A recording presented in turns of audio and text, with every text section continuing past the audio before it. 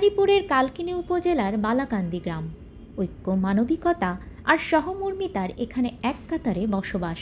শুধু তাই নয়, তুচ্ছ ঘটনায় সাম্প্রদায়িক উত্তেজনার খবর যখন প্রায় বিবেকবানদের বিব্রত করছে, তখন বালাকান্দি সৌহার্দ্যের এক অনন্য প্রতীক। 200 বছর ধরে এখানে হিন্দু মুসলিম বাস করছে একই পরিবারের মতো। নেই দাঙ্গা, হয়নি কোনো মামলা, এমনকি বিবাদ মেটাতে প্রয়োজন পড়েনি পুলিশেরও। অন্তত 200 বছর ধরে বসবাস করে। আমরা এখানে বসবাস, হিন্দু মুসলমান যারা আইছি আমরা এখানে বসবাস করতে পারি। আমার কোনো ঝাই ঝামেলা নাই। আজ পর্যন্ত কোনো দাঙ্গা হাঙ্গামা সৃষ্টি হয়নি, কোনো মারামারি, কোনো ডাকাডাকি নাই। আমরা সবাই একসাথে আছি। কিন্তু এই মানবিক ঐক্যের গ্রামে উন্নয়নের ছোঁয়া আজও পৌঁছায়নি। মাদারীপুর শহর থেকে প্রায় 30 কিলোমিটার দূরে আড়িয়ালখা নদ বেষ্টিত এক বিচ্ছিন্ন জনপদ এ বালাকান্দি। এখানে নেই কোনো শিক্ষা প্রতিষ্ঠান, ক্লিনিক বা হাসপাতাল। শিশুদের 3 কিলোমিটার হেঁটে যেতে হয় স্কুলে। আমাদের আইডিয়ার মাদারপুর যেতে আইডিয়ার খাটা নদী আছে, এখানে কোনো ব্রিজ নাই, কোনো কভার নাই। ছোট ছোট বাচ্চাকে নিয়ে স্কুলে দিতে সমস্যা, স্কুল দূরে, পড়াশোনা কষ্ট হয়, লেখাপড়ার সমস্যা।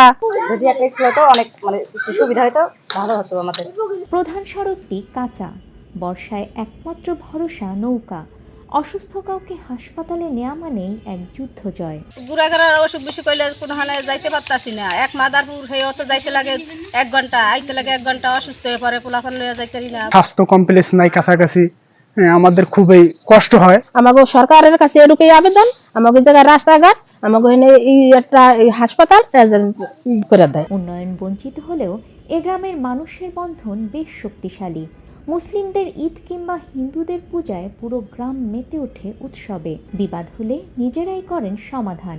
এর সম্প্রীতি দেখে সন্তুষ্ট প্রশাসন।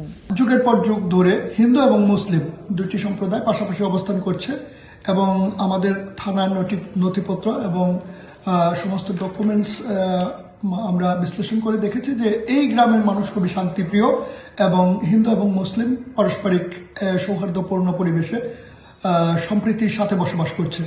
অত্যাধুনিক সুযোগ সুবিধা না থাকলেও বালাকান্দি আমাদের শেখায় কিভাবে পারস্পরিক সম্মান আর বিশ্বাসের উপর ভিত্তি করে আদর্শ সমাজ গড়ে তোলা যায়।